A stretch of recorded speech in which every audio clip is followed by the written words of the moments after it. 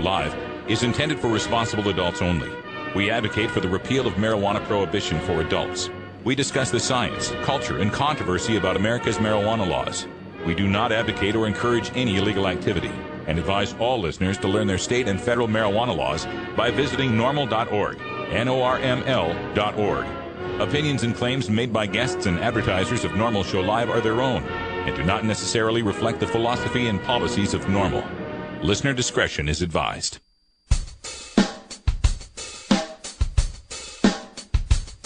You take a seed, you plant it, you grow it, you dry it, you roll it, you smoke it. You take a seed, you plant it, you grow it, you dry it, you roll it, you smoke it, and it goes down smooth. Hey! Spanning the continent to bring you the truth about cannabis and marijuana law reform. I smoke pot and I like it a lot. From the promise of legalization. And I think we need to rethink and decriminalize our marijuana laws. To the agony of prohibition. One major responsibility is to encourage people to use less drugs. The National Organization for the Reform of Marijuana Laws presents NORML Show Live, Marijuana Nation.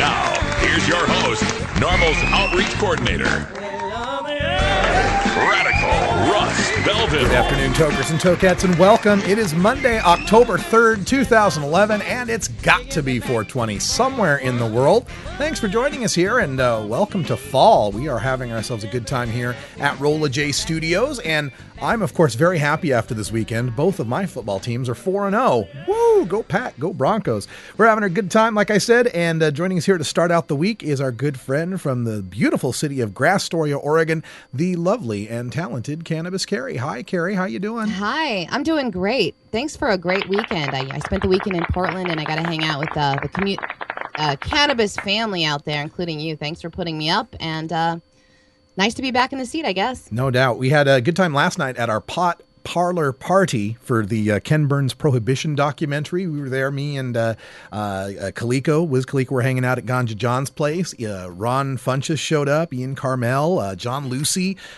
Stone Kidney and Bongwater Becky were there, Ganja Wife, my wife. It was a great time, and everybody really enjoyed watching that documentary. And that's something we're going to talk about today at the end of the show in the Radical Rants segment, is the lessons that we can learn from this first installment of Ken Burns Prohibition documentary on PBS. It's a three-night festivity here, a three-night showing, and this first showing was on the early history, the beginnings of Prohibition.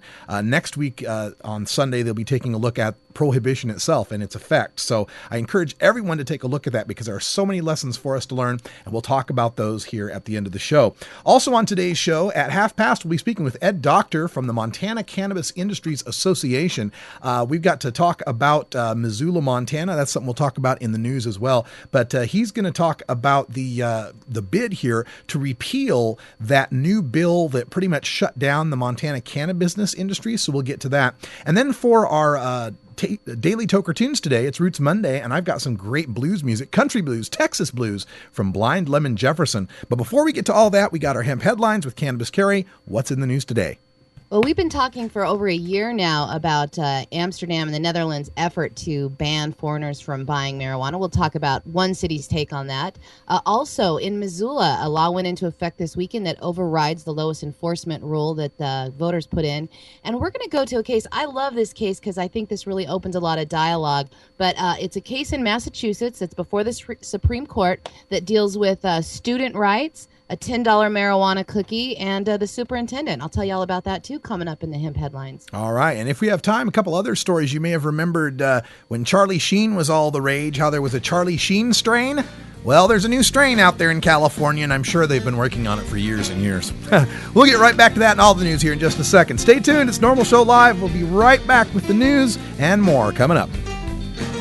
This is NORML Show Live, the voice of the marijuana nation. Weedmaps.com. I'm Radical Russ from NORML. In my job as outreach coordinator, I travel every month, and when I'm on the road, I need a fast, accurate way to find the medical marijuana dispensaries in the area. So I turn to Weedmaps.com. Weedmaps.com has the best dispensary locator online or on your mobile device. Search by zip code or let Weedmaps find you, and in seconds you'll have the addresses, phone numbers, and customer service reviews for the medical marijuana dispensaries in the local area. Weedmaps.com also has a section devoted to helping you find a doctor who understands and recommends medical marijuana under your state's law. You can even check prices on the Medical Marijuana Stock Exchange. Coming soon, you'll even be able to find the listings of normal attorneys and chapters, local head shops and grow shops, and the best weed-friendly businesses. Weedmaps.com has the information you need to be an informed cannabis consumer. Visit Weedmaps.com today, a proud sponsor of the Normal Network. Inhaling deeply of the sacred smoke. That's the Dirt Ball from Suburban Noise Records, Cottonmouth Kings. This is Normal Show Live. Keep it right here, yeah. The law offices of Omar Figueroa would like to remind you to stand up for your rights. Please do not give up your precious liberties. There's nothing wrong with standing up for our constitutional rights, and in fact, it's the only way to honor the Constitution that gives us these precious rights.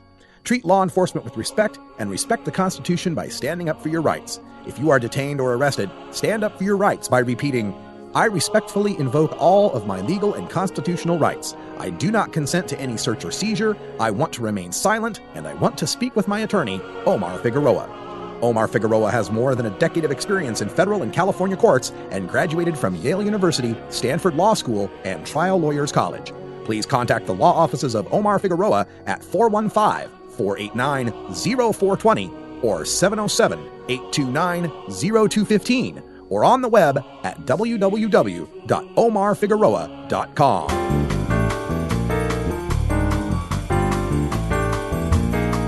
Medical marijuana, industrial hemp, consumer cannabis. It's time for this week's Normal News with Cannabis Carrie.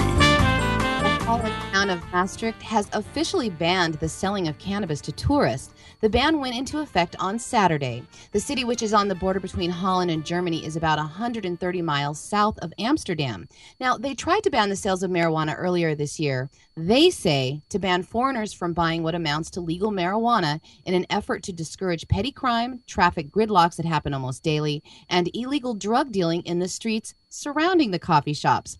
Their earlier effort was rejected by the Netherlands' top legal body, the Council of State, which said the city couldn't regulate marijuana sales and couldn't discriminate against foreigners who are visiting the area. But now the new effort will skirt that ruling because they are pressuring the coffee shops by inviting them to voluntarily participate in the prohibition of cannabis to tourists. Now, Maastricht will allow cannabis sales to Belgians and Germans, their immediate neighbors, and according to the BBC, most of the 6,000 daily visitors to the city shops are Belgians and Germans. We have a video clip from the BBC.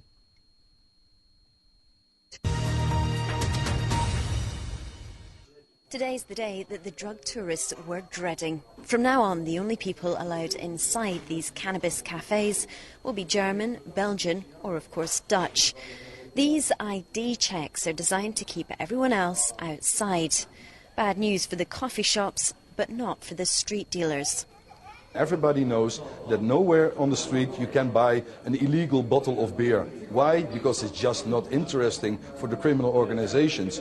And as long as our governments are banning cannabis products, it will keep on being interesting for criminal organizations because they can make huge profits, and that has to change. According to the authorities, though, it's the drug tourists who are the threat to public order and the security of the European Union. But Mark believes the ban will only push those problems elsewhere. All these clients who are banned from the Dutch coffee shops right now, or the coffee shops in Maastricht at least, they have to return to the illegal circuit in their own country. Therefore, it will become bigger, a problem, and more criminality in those countries. Around 2.2 million tourists visit Maastricht every year. Some say the ban is part of a moral crusade being pushed through by right-wing politicians. But it's threatening to have significant economic consequences here too. In the coming weeks, politicians will be discussing how to introduce a similar ban nationwide. So while Maastricht is the first place to ban tourists from doing this, it's unlikely to be the last. Anna Holligan, BBC News in Maastricht. So most of the ban here is going against the very, very few tourists that would come into Maastricht that aren't Belgian or German. Well, how many could that possibly be? They say they get about 6,000 daily visitors to their shops, and most of them are Belgian or German or Dutch. So it doesn't seem like this ban is really doing anything like what they say it will do, trying to combat some sort of drug tourism problem. It just means that they won't go to Maastricht. It just means when people fly into Amsterdam, they'll fly to any of the other cities that still allow tourists. It seems like a feel-good measure born of a right-wing coalition here trying to do some sort of moral crusade. And boy, where have we heard that before? The highest court in Massachusetts is set to hear a case today surrounding a $10 marijuana cookie.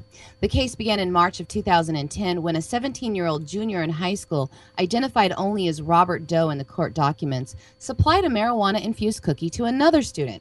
That student gave the cookie to a third student who ended up in the school nurse's office appearing to be, quote, very high from the school administrator's report.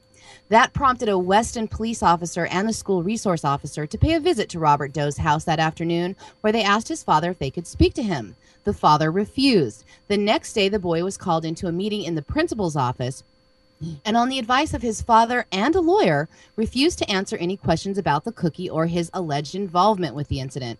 His lawyer said that he did in fact advise the boy not to talk, since the same police officer was present for that meeting and other meetings. Richard Hayes, the boy's lawyer, explained that he advised the boy not to talk in front of a police officer because it was a potential criminal setting. The school administrators say that because the boy refused to answer any questions, they assumed his guilt and expelled him.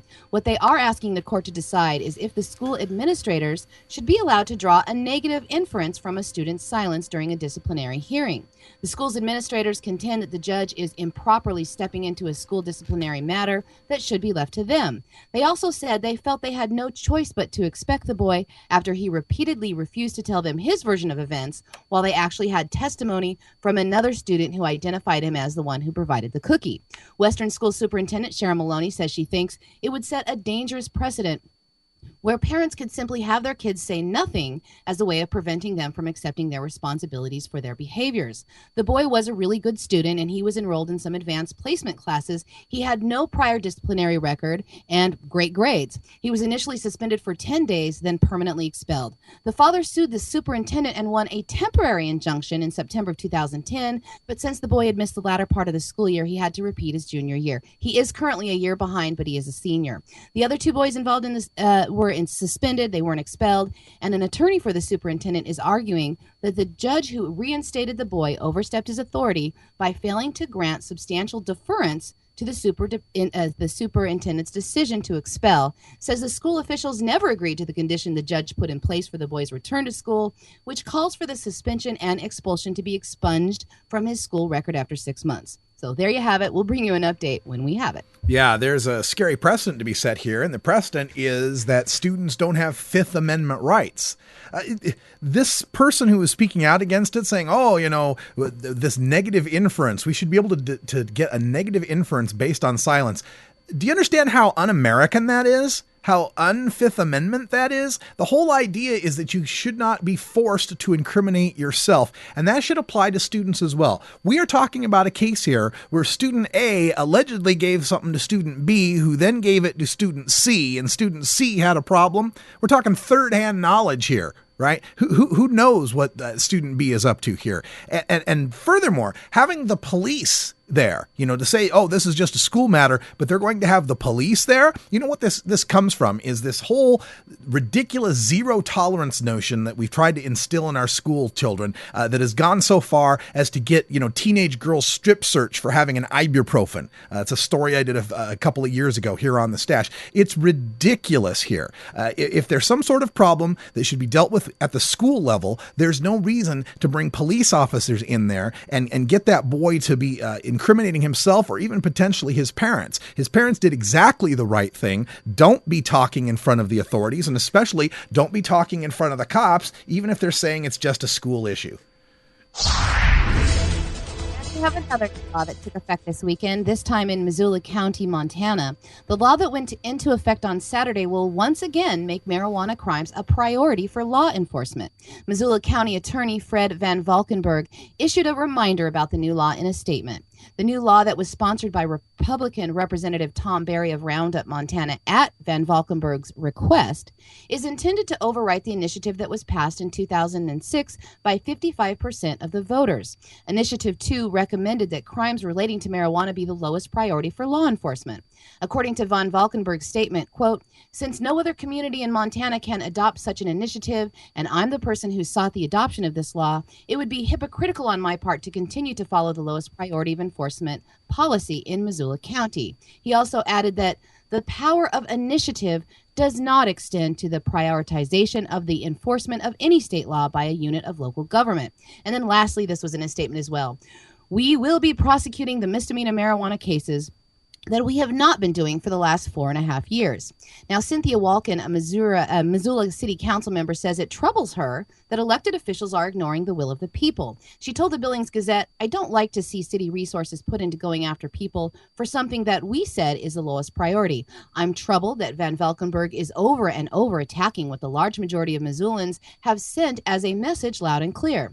Van Valkenburg, who has been an outspoken opponent of Initiative 2, pointed out in his announcement that while Initiative 2 received a majority of votes in the city, a minority of county residents voted for it, saying that attempts by law enforcement to follow the law have caused friction and an atmosphere of disrespect for law enforcement in general. He says that the Highway Patrol thinks it is crazy that nowhere else in the state of Montana do they have to deal with it. Under Initiative 2, people arrested for misdemeanor marijuana offenses. Now, just for clarification, the Missoula County Commissioners amended that initiative to exclude felony amounts of over 60 grams and above, but those that were charged never saw those charges prosecuted by the county attorney's office. Van Valkenburg says that they have been sitting on his desk gathering dust. Now, it is unclear what the county attorney plans to do with those dusty case files, if anything. He contends that by removing the lowest priority status from marijuana prosecutions might increase the workload by about 50 cases a year in his office, but warned that if medical marijuana use goes to the black market, there's going to be a lot more prosecutions. Gosh, I sure wish I lived in Montana, where the lawmakers know better than the people what's best for them and what's right for them. It must be so nice to have the protective arms of the nanny state wrapped around you up there in Missoula, where you guys can vote to say, hey, you know what, cops, you got to solve all the rest of the crimes before you go after potheads. And the city can just turn around and say, no, you silly little people. That's not really what you want. I mean, if we don't have the freedom to let our law enforcement officers arrest every pothead they find in every city in Montana, why the sky would fall? That would be a terrible thing. I mean, this fits in perfectly with the state legislature, which felt that, you guys really didn't mean that medical marijuana the way you voted it in. And you didn't really mean for there to be cannabis businesses and have people doing their transactions of medical marijuana in a safe and regulated and secure environment. No.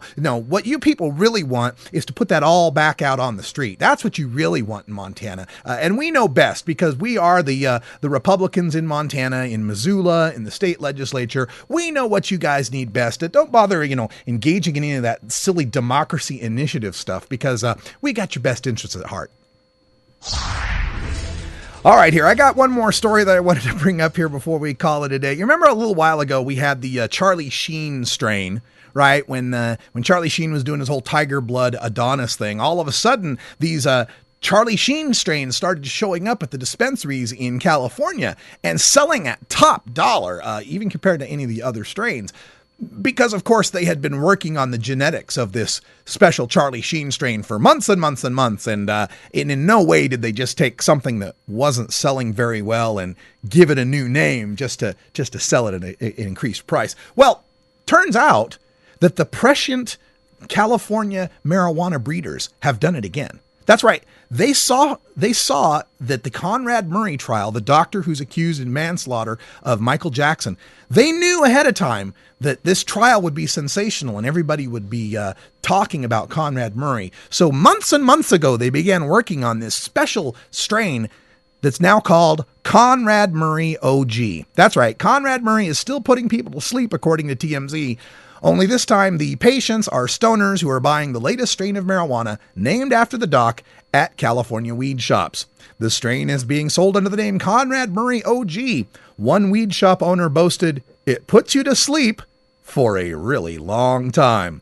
As for whether Doc Murray will take legal action, well, he's got bigger fish to fry.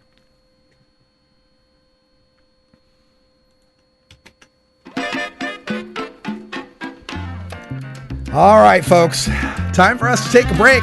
I don't have any Conrad Murray here in the studios. I'm sure we'll have to make do with some OGB, Oregon Green Bud, right back after this. It's 20 after the hour, and we have to take a short break, if you know what I mean. Please support these sponsors who support Normal Show Live. Oh, have you ever met that funny reefer man? A reefer man. Have you ever met that funny reefer man? A reefer man. If he said he swam to China, he would sell you South Carolina. Then you know you're talking to that reefer man.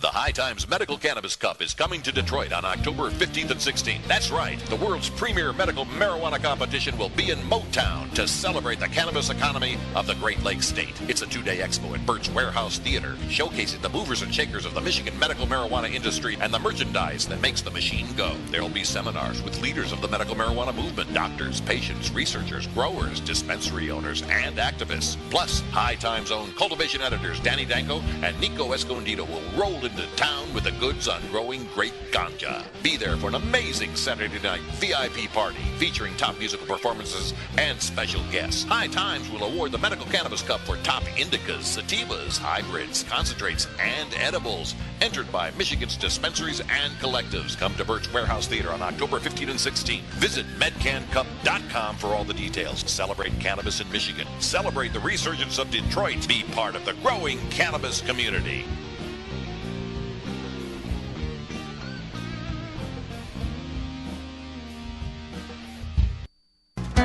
Hey, this is Willie Nelson for NORML.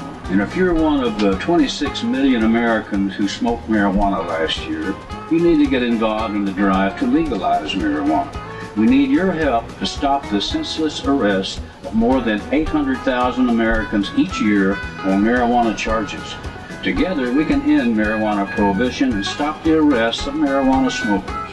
To learn what you can do to help, contact NORML at NORML.org or call toll-free 888-67-NORMAL. You're listening to Normal Show Live, where the line between genius and insanity is quite wuzzily fungible. Or fungibly wuzzy. I'm not sure which.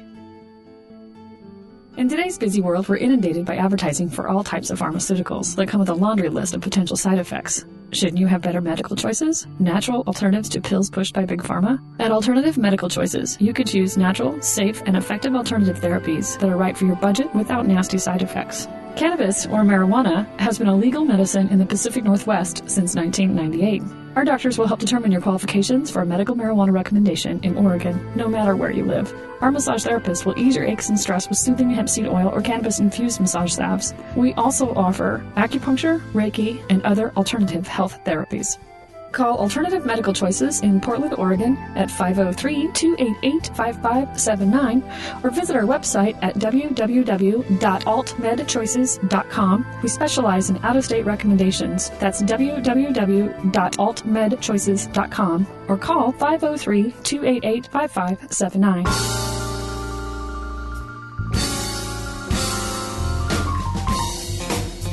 It's time for your daily Toker Tunes, the best in 420 friendly music from all genres that uplifts, entertains, and informs the public. Today we bring you tunes for Roots Monday, our celebration of the music that evolved into the popular modern music of today. We pick the best of blues, country, folk, and jazz with a 420 feel and serve it up for you every Monday. If you'd like to submit your song to be played on Normal Show Live, send it to us at stash@normal.org.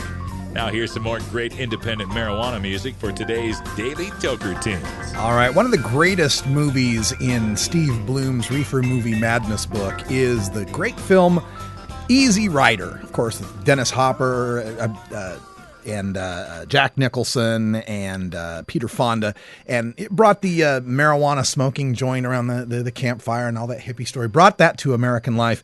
But long before Easy Rider was a movie, it was a song by our next artist, Blind Lemon Jefferson, one of the originators of the Texas blues, recorded the Easy Rider Blues, and he's indisputably one of the main figures of the country blues.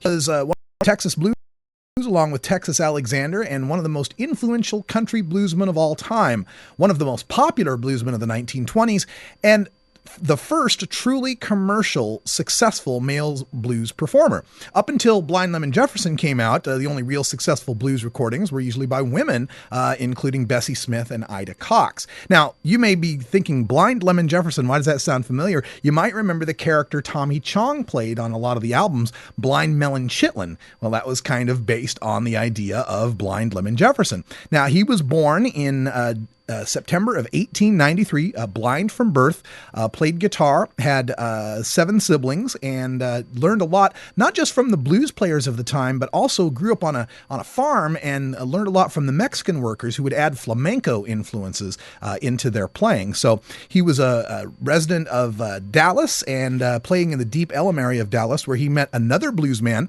who would one day be famous. That would be Leadbelly. Now, although Leadbelly was the senior bluesman of the two, it was generally recognized that Jefferson was the better guitarist.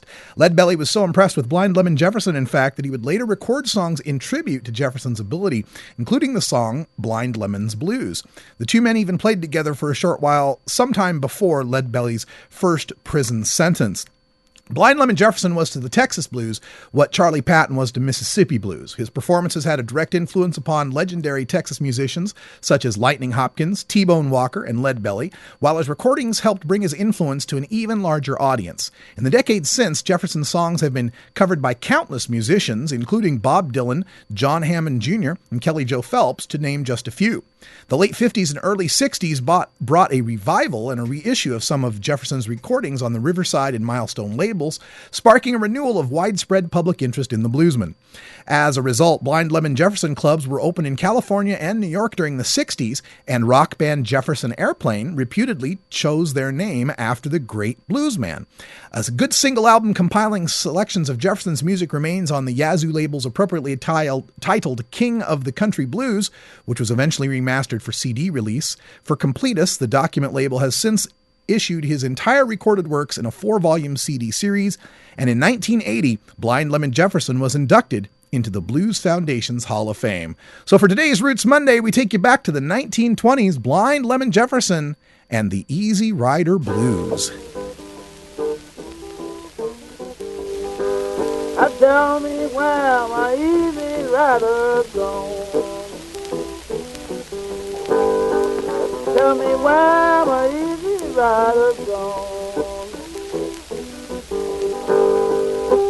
Why these women always in the wrong? The easy rider died on the road, and the easy rider died on the road. I'm a poor boy, yeah, ain't got nowhere to go. Soon's gonna be the time that a woman don't need no man. Well, it's gonna be the time a woman don't need no man. Say, baby, shut your mouth and don't be raising sand. Ain't I right, don't burn no coal at all. Say I don't burn no coal at all. The coal out, but everybody says it cannot go. I went to the depot. I went to the depot, sat my suitcase down. The blues would take me until I'm rolling down. The woman I love, she must be out of town.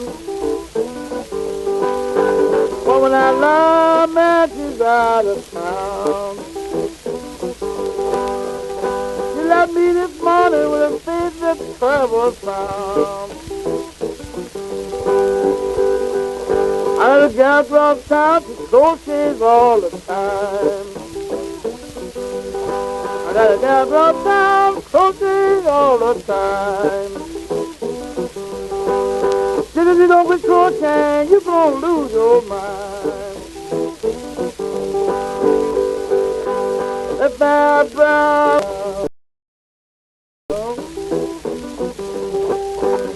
that bad brown, what's the matter now? You trying your best to quit me, woman, and you don't know how.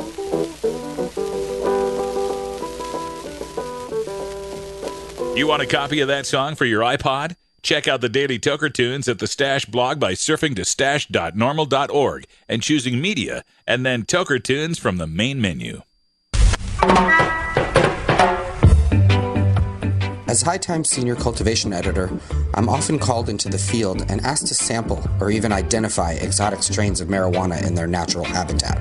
Now, for the first time, I've compiled more than 120 of my favorite strains into this single field guide designed to fit into your pocket as you travel the world in search of your favorite plant. From a friend's closet grow room to the wilds of Northern California, this single guide covers all of today's best-known strains, plus heirlooms and throwbacks, including High Times quality photos and information on each variety's genetic heritage and growing characteristics, plus my personal notes on aroma, flavor, and potency.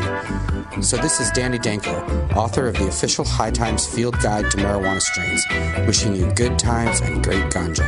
The official High Times Field Guide to Marijuana Strains is available at hightimes.com and finer bookstores.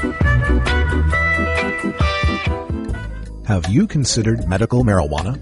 Double-blind, peer-reviewed studies have found cannabinoid therapies to be successful in treating the symptoms of Alzheimer's disease, ALS or Lou Gehrig's disease, brain cancers, chronic pain, diabetes mellitus, dystonia, fibromyalgia, GI disorders, hepatitis C, HIV/AIDS, hypertension, incontinence, MRSA, multiple sclerosis, osteoporosis, pruritus, rheumatoid arthritis, sleep apnea, and Tourette's syndrome, as well as anecdotal evidence suggesting relief from anxiety, depression, and post-traumatic stress, plus reduction in the need for narcotic painkillers. Side effects of medical marijuana can include euphoria, relaxation, anxiety, panic reactions, paranoia, tachycardia, dry eyes, dry mouth, concentration and reaction time impairment, appetite increase, and in 37 states, arrest and incarceration. But medical marijuana is non-toxic and cannot cause overdose. Medical marijuana. It's not for everyone, but ask your doctor if medical marijuana may be right for you. But we're not going to sit here and listen to you bad mouth the United States of America. Gentlemen! Starfish Designs, makers of the original Gandalf. I'm Radical Russ, and when I want to relax, I always have my 17-inch long original Gandalf from Starfish Designs nearby. The hand-blown borosilicate glass is strong and easy to clean, and the design is sleek and sophisticated. Starfish Designs are available from Bend, Oregon at a glass retailer near you. For locations, call 541-788-GLASS. That's 541-788-4527. NORML stands for Reforming America's Prohibitionist Marijuana Laws, and that cannot happen without Tonight, directly I appeared on Jeopardy, and, well, how do I say this? I lost. Not only did I lose, I lost to this guy. That's right. I lost to Cheech Marin. Cheech of Cheech and Chong fame, pot-smoking star of blunt-burning films like Up in Smoke, Next Smoke, and Still Smokin'.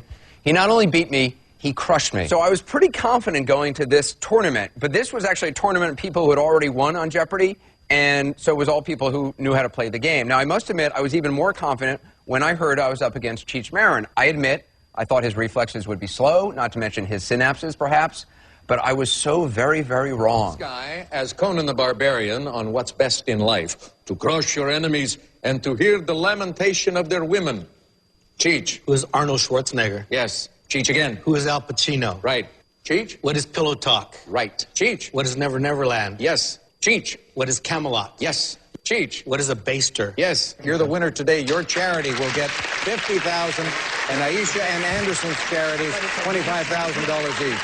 So I admit it, I lost to Cheech Marin. I tied for second with comedian Aisha Taylor, who is also a great player. And joining us now is the two-time Jeopardy champion, the man who crushed me, Cheech Marin. Cheech, congratulations. Oh, thank you very much, Anderson. Have people just been congratulating you? Do they pour out into the streets to congratulate you? Because people have been mocking me mercilessly since this thing was aired tonight.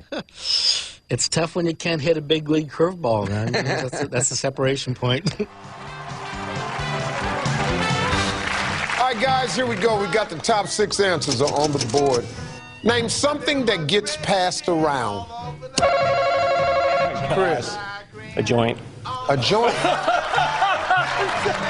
This is Normal Show Live, where a joint is always the right answer.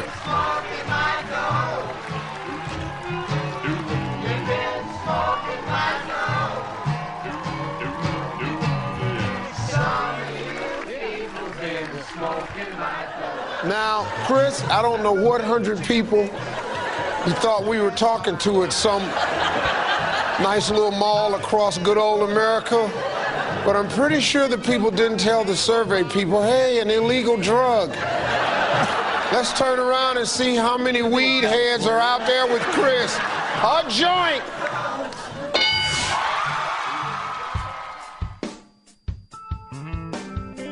NORML stands for Reforming America's Prohibitionist Marijuana Laws, and that cannot happen without directly engaging our government and elected officials. Local NORML chapters and other affiliated activists relentlessly lobby our lawmakers for a change we can believe in and report on their strategies and progress in this segment we call Our Government at Work. All right, welcome back, everyone. If you've been following the show for any length of time, you've heard our reports on the state of Montana, where their medical marijuana program has been under attack from the legislature for years now. And over this past legislative session, they actually had a bill up to repeal the entire medical marijuana program. And it passed their House and Senate, only to be defeated by the governor's veto. So in response to that, the legislature crafted a bill, SB 423, that sought to really restrict the medical marijuana program there in the state of Montana. And that's where we bring in our next guest, Ed Doctor from the Montana Cannabis Industries Association, to tell us more about this SB 423. What has been the fallout from this, Ed? Oh, boy. From the medical aspect of it, of course, the fallout's been unreal. The way the law was crafted. They couldn't pass repeal. The governor vetoed that. And so they just came up with a bill that essentially repealed it. This bill would have made it illegal to be compensated for the selling of medical marijuana, and you could only have 3 patients anyway. So, it was pretty draconian in its language. I mean, it was pretty brutal. And I don't think the people of Montana really want that. They want regulation, but that was going a little too far, most of us. Yeah, because coming up until this bill passed, I mean, Montana, it was kind of the hidden state as far as medical marijuana commerce goes. Everybody hears the stories about California, and of course Colorado has their state government even regulating exactly how the commerce goes on there. What was the situation like? I mean, how many dispensaries were there? How many patients were using them, and what are they doing now? Well, we were up to around 200 stores and 30,000 patients. It was I'm telling you, it was incredible. We looked like a mini Colorado. We had it going on. A couple different labs. We had soda makers. We had all, everything. And we just, we had a real legitimate industry. And they just, the powers that be, the haters, I say, they did not want this. They didn't want us to make money. They feared we would be buying judges and politicians and the governor's office someday. I mean, I've been to their meetings, and it's amazing. They just didn't want us to have that, and it was meant to stop us in our tracks. Because we were blowing up. This is an incredibly popular product that generates an awful lot of money for the state of Montana. And it has for many years. Mm-hmm. And right now, what we're doing is we're just seeing the money of 25% of this whole entire industry, if you look at it that way. I mean, we've got well over 100,000 people that smoke marijuana in Montana. Most of the statistics will show that. So people are purchasing it no matter what. So I don't know anybody giving it away for free. So, if our industry with about 25% is generating about $7 million a month when we have 30,000 patients, boy, that's, 3,000 to 4,000 jobs. It's putting money in local economies. It was pretty incredible, but they didn't want us raising that kind of money. Now we are. Now we're back, and we're going to come back a little smarter, a little more we'll have our ducks in a row this time. Well, the latest plan here in Montana, of course, is an initiative to repeal this law. I mean, it seems kind of strange that you would do an initiative to institute a law and then the legislature would basically repeal it. And then now you have to do an initiative to repeal the repeal.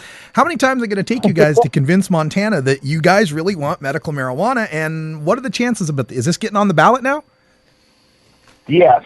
They've collected enough. It's the first time, I think, in 10 years, Montana's been able to put something back on the ballot. So we did a great job. So we'll be back on the ballot. And Russ, I don't know how many times, man. You were here. You saw how wacky we are. Yeah. I'll tell you, it was, it really was a great scene here in Montana. And we had a city like Billings is our largest city, and they banned storefronts. But our lawsuit seems to be working against that city, saying, if you ban anything in Billings, it must be an emergency, a real emergency.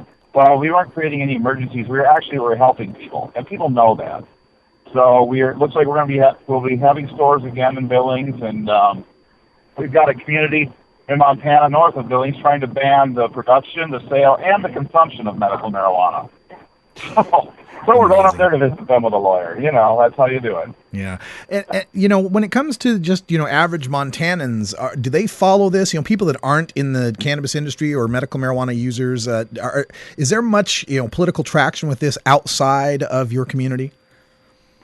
There is. That it really is because Montana's so small. With 3% of our population having cards, each of those people are touching 4, 5, 6 people with their stories. Sure. So, it's amazing how many people, I have a lot of meetings and go to a lot of meetings and talk with people constantly, and it's pretty amazing that how many people really are, they want to be involved, they do know what's going on. I think we have quite a political movement here in Montana right now. Yeah. Great voter base. Mm-hmm. We're speaking with Ed Doctor from the Montana Cannabis Industries Association. What's the contact for MTCIA up on the web there? www.mtcia.org. Oh, okay. It's a .org. Okay. MTCIA. Check them out. mtcia.org for more information on this. And Ed, the other piece of news that came out, and I'm sure, I saw this with respect to USA Today coverage of the Bureau of Alcohol, Tobacco, Firearms, and Explosive memo saying that basically medical marijuana patients don't have Second Amendment rights. I know that's got to be resonating up there in Big Sky Country. Oh, yeah. Yeah. What's amazing is now our federal delegation has come out and condemned this memo, which is great. That's Senators Baucus and Tester and Representative Reber. What's not so great is it took guns for them to stand up for this. We think that, okay, it helps, but we do have a real reason. We do have people that use this product to help themselves. And, now that we have the guns involved, which, you're damn right. I can't believe that. I can't even believe that this memo is out there. Yeah. I think that's insane to do. This is over 1 million people this is affecting. And quite honestly, more than that. The people are selling the guns. Everybody's liable. The federal government's trying to make everybody liable for everybody to scare them back into a hole. Well, the genie's out of the bottle. They better do something. They better use some common sense soon in this drug war. That's all I can say, because I think this is the last straw with a lot of people, at least that I know in Montana. Yeah. This is amazing. At least our federal delegation standing up. That is a great thing. Yeah. But it's scary.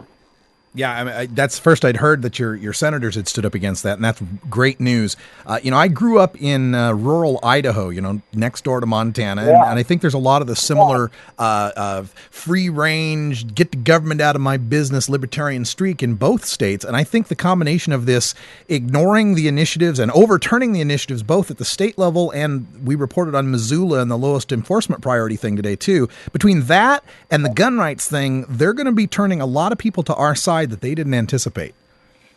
Oh, you're right. Russ, you wouldn't even believe it.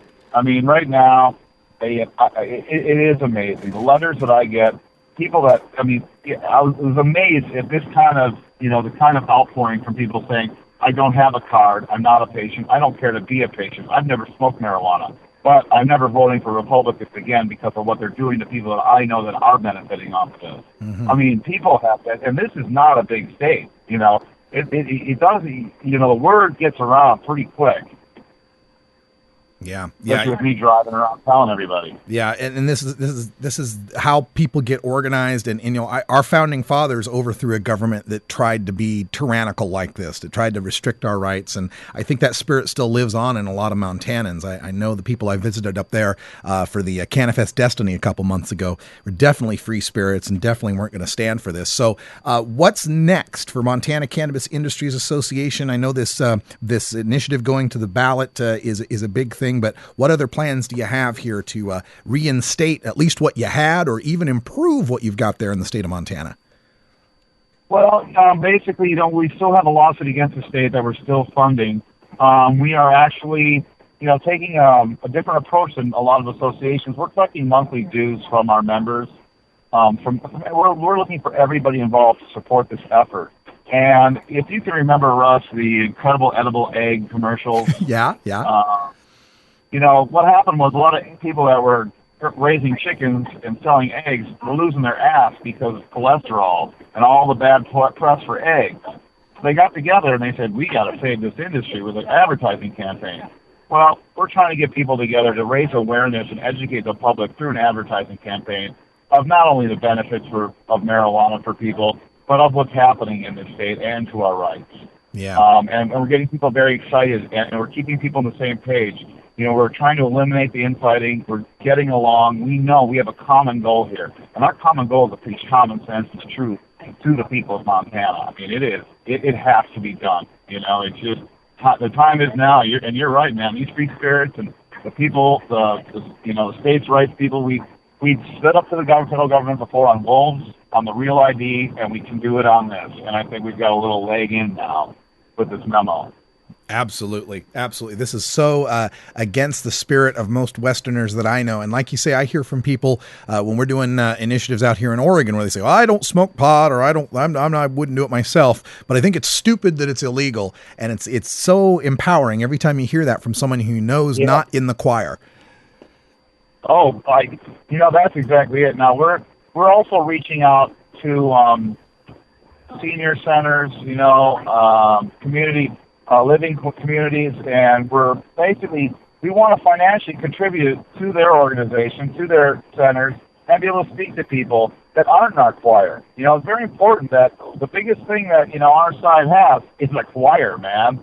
And we're approach them very easily, but it's up to all of us. Like I'd say, you and I know we got to keep talking to our choir, but people that are listening to us a lot, they've got to go reach outside that choir. And I know people are. They're talking to their parents, they're talking to their grandparents, they're talking with their kids. Yeah. And being honest with them and talking honestly about the benefits of marijuana and just the real, if you look at how marijuana is scheduled, I'm going to tell you, a lot of people just don't know, Russ, and we want to be able to have the money to let people know. Yeah. We want to educate the public that crystal meth is definitely not better for you than marijuana. But if you look at the scheduling of drugs, it sure looks like marijuana and heroin are a lot worse than crystal meth. Yep. And people need to know that. I mean, I have Ivy League graduate friends, but they don't even know that that's how it is because they just don't know, and most America doesn't care. Right. And they've had us for a long time, man, because it's only been about 10% of our population that really smokes marijuana. So with that kind of percentage, you don't really get much. But now that we have medical marijuana, we're able to make money. That's different for a movement. A lot of people didn't have money in their movement. It took decades. Mm-hmm. This is, I think, we're generating money. You've nailed it on the head, too. It's not the marijuana per se that they fear. It's any sort of organized political power that marijuana might bring. Well, exactly. And I'm going to tell you, these are some good people involved, and there's no reason to be afraid of them. Absolutely. Well, Ed Doctor from the Montana Cannabis Industries Association, please, everyone, check out the web at mtcia.org.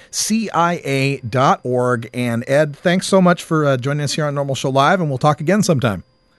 Thanks, Russ. I hope to see you in Los Angeles for the DPA conference. Oh, I wish I could make it. Unfortunately, I'll be in Atlanta, Georgia that weekend. So other side of the country. Well, All right, man. Well, I'll catch you next time. All right. See ya, Ed. Thanks so much for calling. When we come back, we're going to talk a little bit about the Ken Burns Prohibition documentary and what lessons we can learn from that. Make sure you catch part 2 and part 3 tonight and tomorrow night on PBS. This is Normal Show Live. We are the voice of the Marijuana Nation. USVI normal go broke down barrier. Herb is medicine to broke down barrier. Boost the economy and broke down barrier. It's helping other states broke down barrier. Cannabis for legalized to broke down barrier. Join and speak your voice. Broke down barrier. We gonna change the law. Broke down barrier. We got to educate. Broke down barrier. Yeah, this is Nayora, bigging up USVI normal. Working to legalize cannabis, for the whole of the Virgin Islands. USVI NORMAL is a non-profit organization working to legalize cannabis for the use by the industries and responsible adults. Do your part. Join USVI NORMAL. Register to vote. Pass the word. Voice your opinion. You can change the law. Contact us for more information at 340-244-9179. You can also visit our website at www.usvinorml.org. When I was in England, I experimented with marijuana a time or two, and I didn't like it, and didn't inhale, and never tried it again.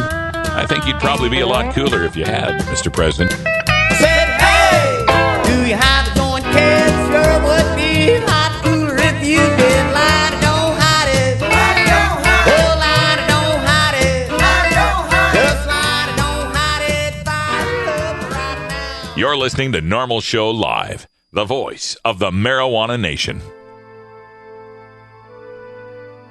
Hello, this is Webb Hubble. Life insurance is now available for responsible marijuana smokers. For years, responsible marijuana smokers have not been able to access affordable life insurance products. Normal uniquely supports cannabis consumers. 2 carriers have already agreed to offer all of their traditional life insurance products at all levels without excluding individuals who smoke marijuana responsibly. Help Normal and help yourself.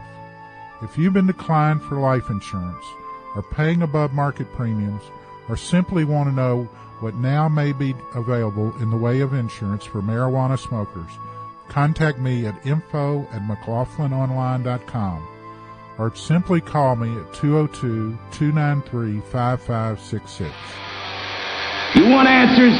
I'm as mad as hell, and I'm not going to take this anymore. You want answers? You have offended my family. I think I'm entitled. You want answers? I want the truth. And you have offended the Shaolin Temple. You can't handle the truth. Surely you can't be serious. I am serious. And don't call me Shirley. Hoorah! Radical Rant. Last night we attended a pot parlor party with all of our friends here in Portland over at Ganja John's place. By the way, Ganja John's got this great new hash bar. You got to check it out sometime. But anyway, we attended a pot parlor party and we watched Ken Burns' Prohibition documentary. The first part, the 2-hour first part, debuted last night on PBS. And amazing documentary, as always, from Ken Burns. And I encourage everyone to check it out. It's available online at pbs.org. You can watch the first episode. And then tonight, I believe, is part 2. And then tomorrow, part 3. Check those out because there's so much to be learned and so many parallels to be made between alcohol prohibition and the current marijuana prohibition we're all suffering from today. I made note of a few things here that I thought deserved a little bit of discussion. And one is how they pointed out how America was, quote, a nation of drunkards. And what they were showing is how drinking alcohol had been part of American culture since the founding, since, John Adams used to have, a pint of beer at the beginning of, or a pint of cider at the beginning of every day. And beer drinking was quite well known. But what happened is that as American appetites and production switched from beer and cider to hard liquor, whiskeys and such, that the consumption patterns didn't change. How much they drank, how often they drank, why they drank didn't change. But what they were drinking changed. They were drinking a much more potent brew. And that led to all sorts of public drunkenness and a characterization of men who would drink to be manly, but they'd drink so much that they were unmanly, right? They'd be falling down drunks. They'd be helpless. They'd wet themselves. They couldn't take care of their families and so on. And the Burns documentary showed a lot of the newspaper clippings and advertisements of the time that kind of reinforced that message about the drunkenness and the slovenliness of the men who were using the more potent whiskeys and such. And where I saw a parallel to this has to do with two things. Number one, in the 1980s, up through the 1970s, the support for marijuana legalization grew by leaps and bounds. From 1970 to 1979, the Gallup poll registered a jump from 12% support for legalization to 30% support for legalization, right? So it was rising very quickly. And what happened is around the 1980s, we had, Richard Pryor catch himself on fire. John Belushi died from a, freebase accident. Len Bias, the Celtics draft pick, from cocaine, and so on.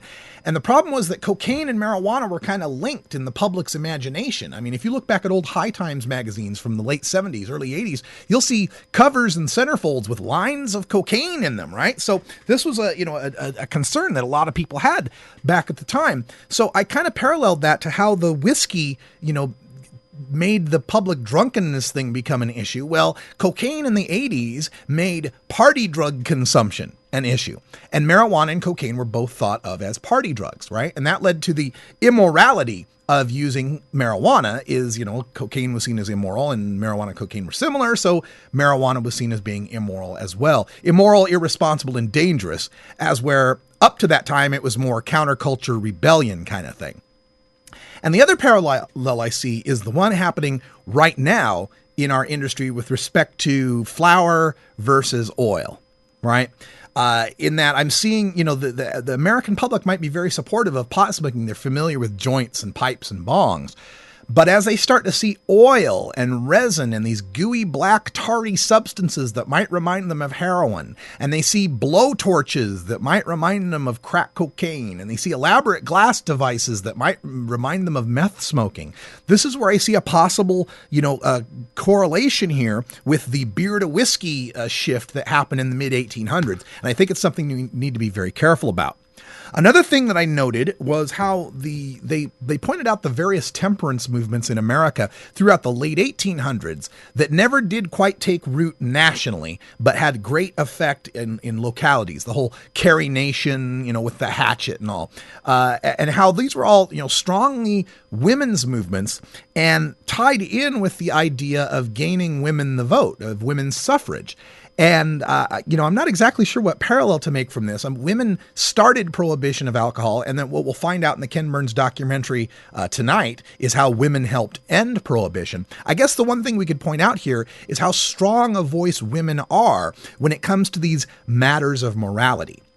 When marijuana is seen as a matter of morality, and we have the parents' anti-drug groups and the mothers warning about their, protecting your children, we hear the what about the children argument all the time, that we need to recognize that and have our own women. And that's, part of why we've got the Normal Women's Alliance and other, strong female leaders in normal chapters that are standing up and saying, no, you can be a good mom and be a marijuana user. We got Sarah Frank and the awesome Moms for Marijuana group that's saying that very message, that there is nothing wrong with it, that is a safer choice, a more responsible choice for a mother to make than to get herself addicted to painkillers or using alcohol all the time. So that's another thing we can learn from the initial Prohibition documentary. And then finally, another point I wanted to make about this is how the Prohibition movement in the Ken Burns documentary didn't actually make it to a national prominence until we got into the 1900s and World War I. And up to that point, all the great German brewers who came into America had set up an amazing brewing empire. The Schlitzes and Pabst and Blatz and Miller and Anheuser-Busch and all these guys had set up these amazing, brewing empires to the point where taxing of alcohol was up to 70% of the taxes brought in to the federal government. And yet, thanks to World War I and anti-German sentiment, they were able to pass prohibition through the House and the Senate by the 2/3 majority is required, and to get the 36 of 48 states 3/4 majority they needed in a mere 18 months.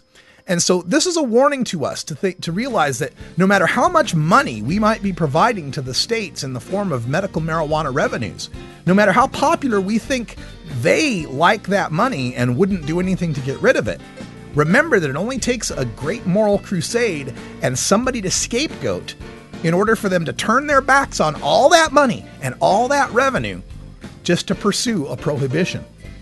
So keep that in mind. Money and industry, as important as it is to this movement, will not win the day by itself. It's the ammunition we need to make the fight, but never forget that the fight is a moral fight, and we have to win people's hearts and minds, not just their pocketbook. I'm Radical Russ. Thanks for joining us, and for Cannabis Carry, it's been a good time. We'll stay here for Hour 2 in Toker Talk Radio. For those of you on the podcast, we'll talk to you tomorrow. And until next time, take care of each other, Tokers.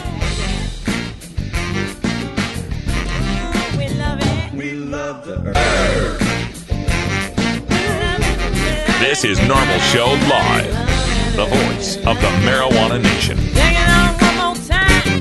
You take a seed, you plant it, you grow it, you dry it, you roll it, you smoke it. You take a seed, you plant it, you grow it, you dry it,